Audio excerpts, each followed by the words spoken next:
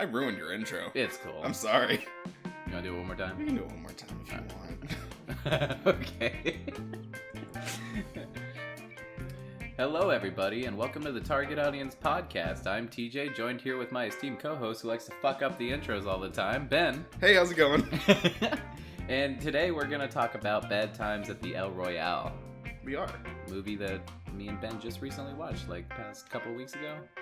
Yeah, I watched it a little bit less recently, but it was a good one. Oh yeah, definitely interesting flick. I think that there's some cool points to bring up and talk about. You want to go ahead and give a rundown? Yeah, sure. Circa 1969, several strangers, most with a secret to bury, meet by chance at Lake Tahoe's El Royale, a rundown hotel with a dark past. Over the course of one night, everyone will show their true colors, before everything goes to hell. That's an interesting description. It's not wrong, though. It's not a wrong one.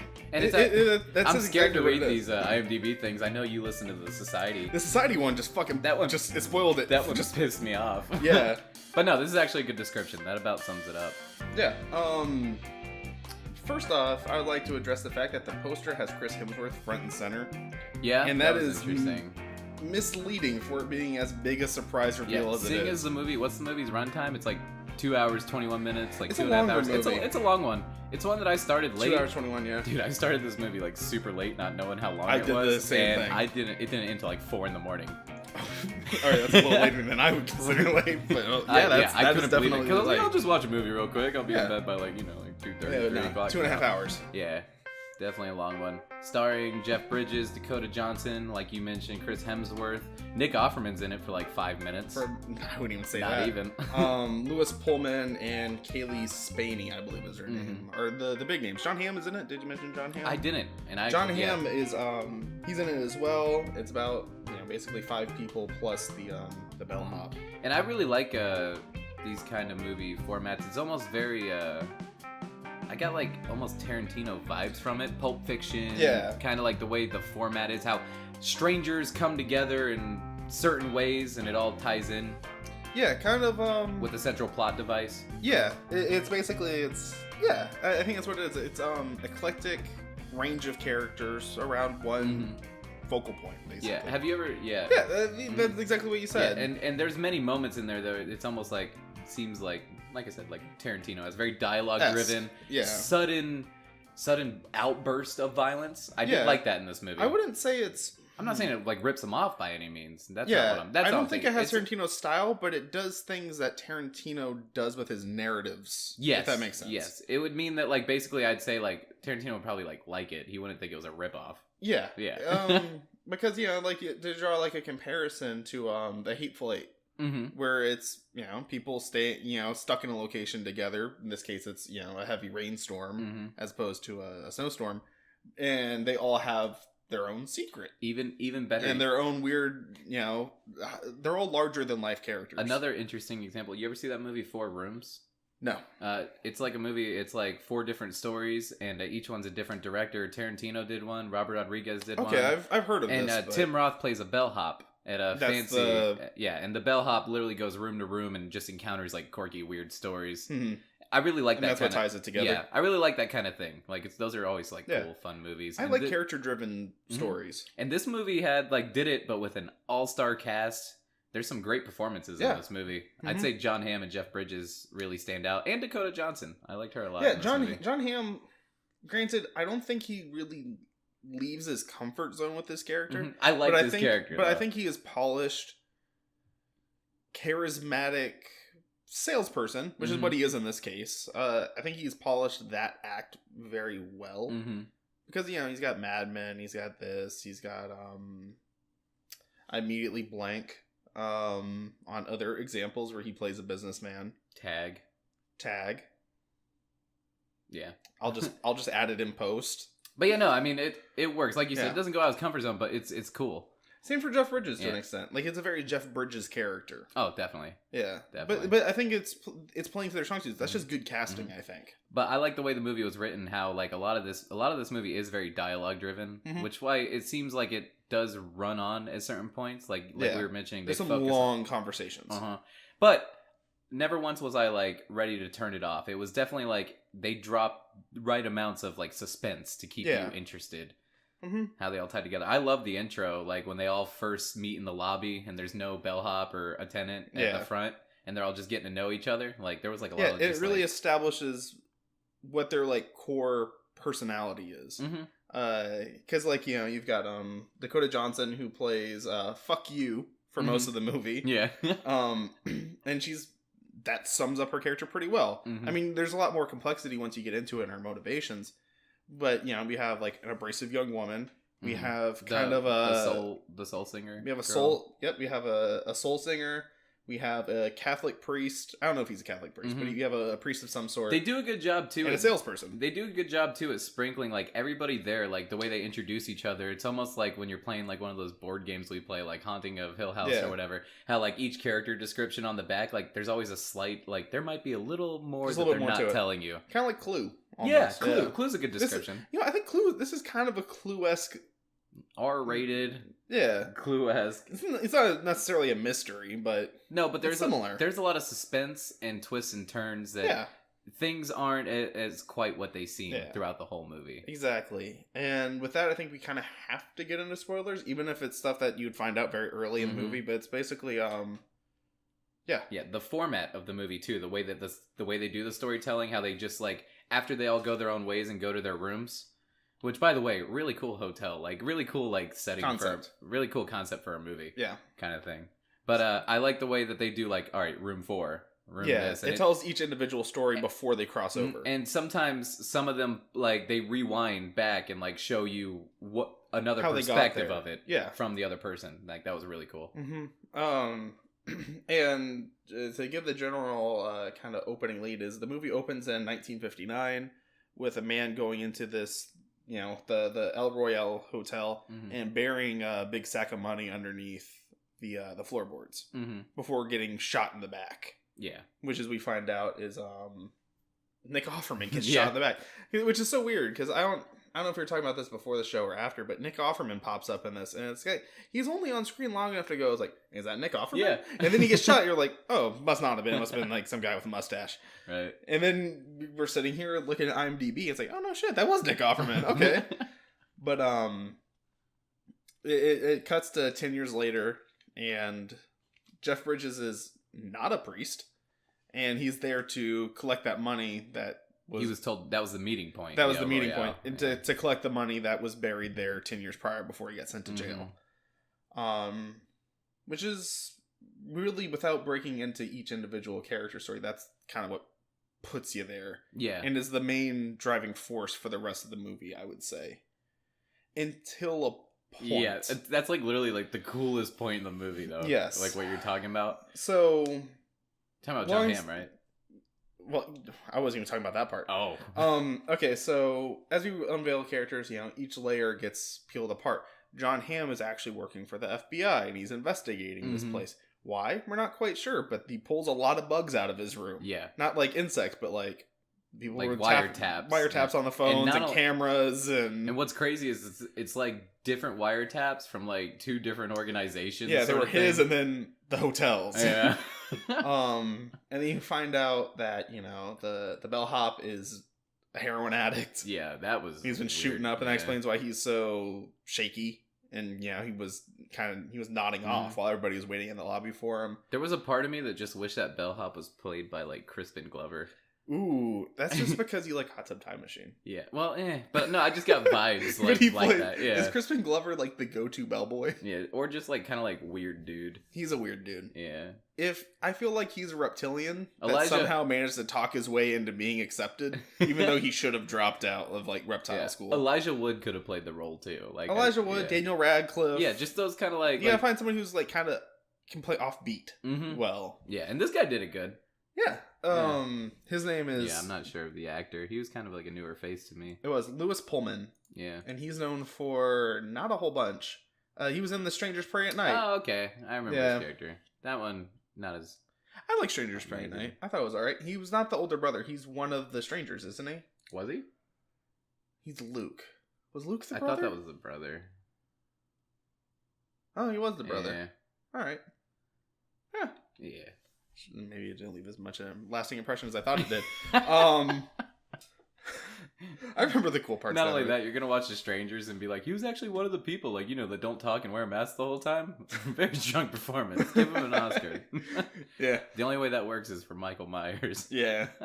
But and then we have Cynthia Erivo, who plays the soul singer, and she's, I think, the only pure character in this movie. Yeah, innocent. In a sense, because she didn't do anything wrong. Nah, she just kind of like, she was willing to take half the money. Yeah, and she was very like just down on her luck at the time.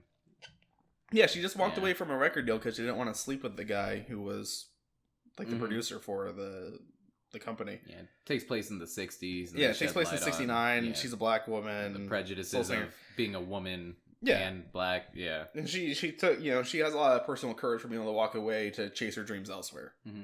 I don't know if that was her really singing or not, but it's like, that was a beautiful voice. Absolutely great performance for whoever was singing. There's that really cool segment.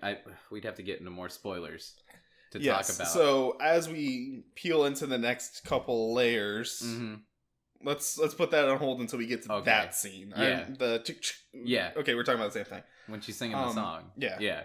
Well, she sings multiple times. No, but the one the big one. Yeah. So John Hamm, Mr. FBI man, sees early on before he calls, and he sees that, Dakota Johnson's character, fuck you, as she wrote on the guest book, she kidnapped somebody and had her in her room. And John Hamm finds this out because he finds a secret tunnel that goes behind all the rooms, and there's two-way mirrors. He just so happened to see an open door where the bellhop would stay, in because he was looking around to figure out why this guy kept going missing. And this door was just open, and he was like, I'm gonna check this out. Weird tunnel that goes behind all the rooms, and they're two-way mirrors with cameras set up to record the occupants. Yeah, but it was so cool the way that that scene was presented, just really cool camera work and everything. The way it was almost like a scene from a horror movie. Yeah. It was literally as I'm watching this movie, I sat up and was like, what the fuck just happened? It does a really cool job of framing the shot because you're viewing it as on the outside of the window, basically. You're in John Hamm's shoes. Yeah. Watching in on these people. And it's a very voyeuristic scene as he's going room to room, kind of learning little bits and pieces of each person's secret. And it's each room is kind of just you see the full view of the room. It's it's almost just a test subject kind of room, lab kind of thing. And each one's the different rooms. Mm-hmm. And the way they did it's really cool because he goes back and forth and over. Yeah. Yeah, it's got some really cool camera tricks in there. And he finds Dakota Johnson has a girl tied up. And he goes back to his bosses and he's like, yo, what the fuck is going on? There's a girl that's got kidnapped here? What's going on? Should I do something about it? And they said, don't you dare and they're like, don't fuck it up. Get the tapes. Get out. And he's like, good guy John Hamm, who plays... What would you do in that situation? Would you interfere knowing that a girl is tied up in a motel? Or do you I don't know. Do I have a job where I'm expected to do really... or at least reasonably bad things on a on a regular basis? It's a genuine moral dilemma. It's but what's funny though is well, we know how this plays out for him. Yeah, that's what's funny. It's like god damn it. he goes back for her, and he plays it off as hey, it's me, Mr. Salesman guy. It's raining really bad. It's raining really bad. I want to check on you. And then he kind of works himself in the room and he's shot in the chest with a fucking shotgun. Yeah. Which happens to blow up it hits the two-way mirror that Jeff Bridges was now behind because he found it. And it blows up him and the bellboy after the bellboy confesses and explains the situation that they're recording this for blackmail purposes for celebrities and politicians and... It fucking, the bellboy just goes flying back. Yeah, he gets shot. He's just oh, fuck! And he's whimpering. And you're like, oh, fuck, bellboy just got shot. He's probably done for. Fucking John Hamm gets one in the chest, and it's and Kung Pao is like, holy shit, his insides are out. and then just when you think this movie couldn't get more strange, you find out that the lady that Dakota Johnson had tied up is her younger sister. It's her little sister who ran off and joined a fucking cult. They both were in a cult. Yeah. Yeah. Well, Dakota Johnson's character was more in the cult for her sister. But they were still... Yeah. Or she maybe became disillusioned before her sister. It's not explicitly stated. Yeah, and then, so this film is about, an hour and a half into the movie? Yeah. Well, I would say it's actually even earlier. I'd say it's probably closer to 45 minutes. Okay, because that's, around the time you start seeing, her making phone calls, and at this point in the movie, I was even wondering, I'm like, isn't, Chris Hemsworth in this movie? Yeah. And we still don't get there. Because then Jeff Bridges... It cuts to the other He's trying stories. to get the fuck out. Uh-huh. And he's just like, I gotta get money and get out. He runs into Darlene, the singer, and he kind of gives her kind of a half-truth story. Tells her he's a priest and all that stuff. And his memory's starting to go. We did skip the moment where he's bonding with Darlene. Well, and that's kind of happening, coinciding with these events, though. Because he bonds with Darlene... after the shot. I'm pretty sure. No, because remember they're having go put on some music and let me buy you food, and it almost looks like he's trying to drug her or something like that. You're right. I'm sorry. That was a whole big thing. Yeah, because the thing is that was its own side tangent. They kind of cut away and took a break from that other part. Yeah, so he's bonding with Darlene and she smashes a bottle on his head because it looks like he's going to drug her. Yeah, and that's even oh my God. It catches you so off guard because he's kind of having a moment. He's turned around. He's not paying attention. And then it's just very just a... and it cuts. As I was talking about earlier, I really like that in this movie of you got this cool, intriguing dialogue, and you're trying to pay attention and focus. And the violence in this movie is so just abrupt. It's abrupt and it's brutal, but it's not the main focus. No, it's not gore for the sake of gore. It's not you see her beat his head or anything, but it's just sudden and unexpected. I think it has more impact that way. Yeah. When you're watching, when the shotgun blast happens that you're talking about, it's so abrupt as to what was happening. You're like, holy shit. Yeah, and the scene was building a lot of tension. It was a really quiet, tense, slow scene up until that, pop. Mm-hmm. And so it cuts ahead to... Like you said, Jeff Bridges was explaining now to Darlene, hey, I didn't mean to drug you. I didn't mean any harm by it. And Darlene wakes up and he's like, I robbed a bank 10 years ago. He's like, I forgot which room it was in. Forgot what room it was in because my memory's going to shit. That is true. Mm-hmm. And I'm the only one left, just got out of jail. We split it 50-50, get the fuck out of here. And they're kind of doing their own side thing. Mm-hmm. And Emily, who's fuck you, starts snooping around.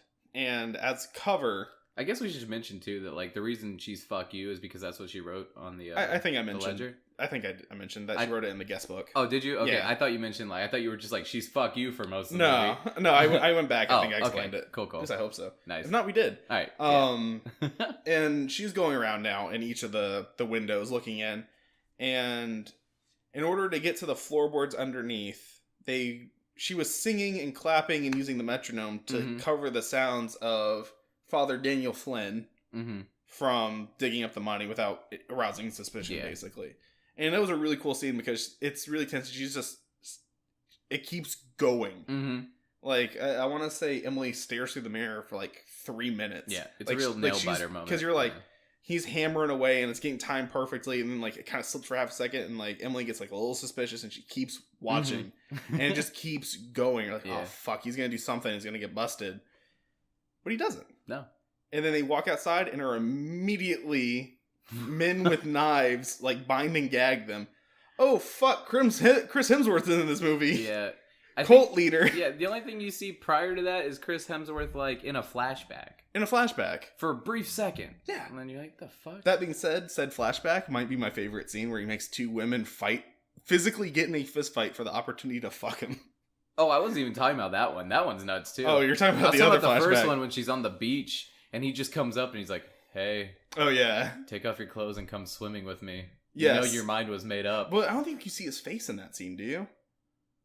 Probably I don't know. I think it's so quick. It's just a quick scene. And that was at the point I'm like, oh yeah, that's right. He is in this movie. Yeah. And Chris Hemsworth No, you're right. That scene was nuts. That was such a weird... And he's always got a shirt off. And at one point, he's belly dancing for everybody. Yeah. Just he's I'm fucking sexy and I know it. Yeah. Someone gonna stop me? It's like if an Old Spice guy was a cult leader. Yeah. And then, things play out in such a way... where, you know, everybody's tied up and bound, and Chris Hemsworth's trying to figure out what the fuck is going on, and why this old man had like $50,000 on him. And Emily's younger sister is just off her rocker too. Like drink the Flavor Aid for sure. Yeah, but she's just having a good time when all this chaos is happening. She's like she has like the mentality of like a child almost, where she's just like completely just tuned out all the violence around her. I love the like they don't know our names, and then like she comes up and just says the names like that's Emily, my sister, and I'm what's her name? Rose. Yeah. And then and she's like swinging off chandeliers and like having like a great time while all this like she's eating a steak and then like Chris Hemsworth was like, you fucking killed somebody, and she was like, I did? Oh yeah, I did. Because she's just like she's out of it. She's cuckoo for Cocoa Puffs, as they would say in the medical field. and then Chris Hemsworth is just, you find out more and more he's super not charismatic piece of shit. He's a cult leader. He's a twisted dude. He's as they put it, a guy who just wanted an excuse to get women to fuck him. It was actually really cool seeing Chris Hemsworth play this role, because you know you're used to seeing him as like Thor and stuff. Nice guy. This is way different. This is like in a lot of his roles he kind of plays like adorable puppy dog, where he's like friends. But in this one, he's not playing an adorable puppy dog. He still has that same like appeal to him, like that same charisma, right? Where people just are naturally gravitated to him, hence him being a cult leader.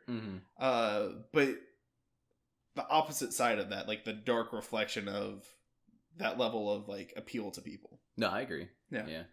But he starts playing that roulette game too. Starts playing roulette. And, but honestly, I don't even think we should spoil how it ends. No, I don't think so either, because like the way everything, we spoil a lot of the movie, but I think the ending is still its own thing, where it's like I don't want to take away from that. Oh fuck, that is the last like 15 to 20 minutes of this movie. I agree, and literally everything comes to builds up to the last 15-20 minutes as it should, and it just like you said, it turns into like, oh fuck, and it goes off, and then that's when, you know, some of those action scenes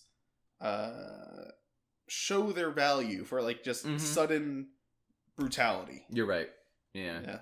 But overall, I would say it's an enjoyable movie. Solid flick. Like I said, little long. It takes a little while to build up. Little long, and certain characters they shed more time on, and ultimately, I don't know if they're as big to the end game. Yeah, like Darlene, I think some of her stuff might some of it, but it's still been like a little bit less. But it's still for the movie. But I think that you had to have it anyway. It's essential to the story because you got to have that kind of character in there. Strong performance, and also if you don't treat every character like a main character, I should probably rephrase this. By treating every character as if they're the lead, it makes it so much more dramatic when a character gets cut. Yeah. Like John Hamm, like you go into expecting it's like, oh, this is going to be his story. And it's not. It's not that case at all. Like he bites the dust, but his character is so easily recognizable and has its own you can describe him in more than what he does and what he looks like. Right. Like he has depth to his character. It definitely like keeps the viewer guessing. Yeah. Because nothing is expected in this movie, I don't think. Which is really good. I noticed Drew Goddard likes to do that. Once again, you talk about like Cabin in the Woods, which was another like, oh fuck moment. Like if you've seen that one. Yeah. And I really like that. It's good. This was a good movie. Yeah, Drew Goddard hasn't done a whole bunch from what we were looking. Yeah, as far as I've seen, no. But you know, it's a solid second pick. It's a shame this movie didn't do better in theaters, because it came and went pretty quick. Because I remember seeing it like the initial trailer and the big cardboard cutout they had at the movie theaters. Oh yeah, that was a cool ass poster. It was super cool. I was like, yo, what's that about? And then like 2 weeks later I was like, oh well, that's gone.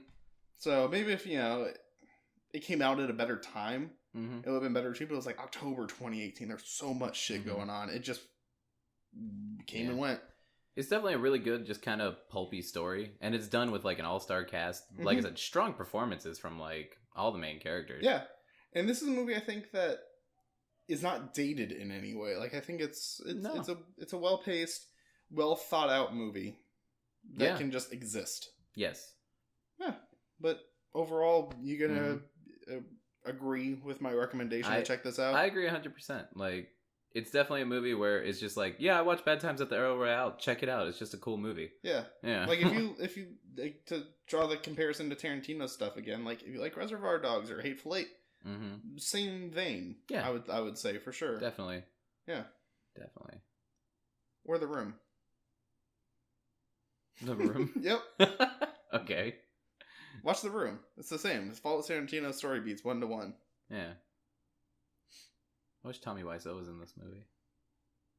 As the cult leader, as Chris Hemsworth.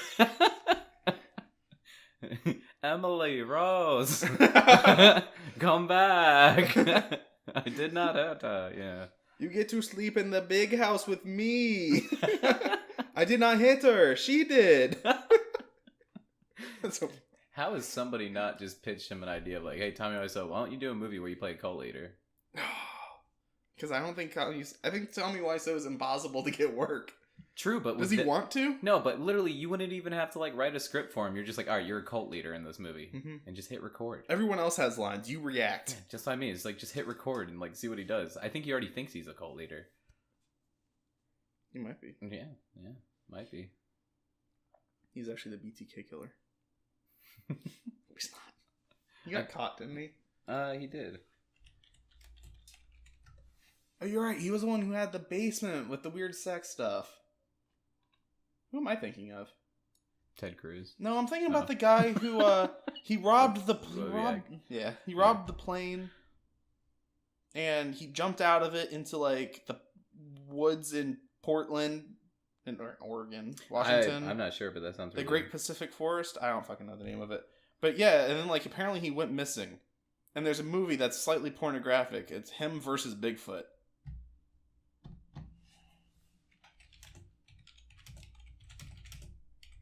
Huh. I'm not sure, but that sounds really intense. D.B. Cooper! Oh. See how it's close? It had initials. Do you know the movie? D.B. Cooper versus Bigfoot? That's the name of the movie? Wait, D.B. Cooper versus Zodiac Killer? Oh, sorry. Bigfoot versus D.B. Cooper. Oh, that's legit the name of the fucking movie. I thought you were just telling me the plot of the movie. No, and it's just topless dudes running around. And I'm like...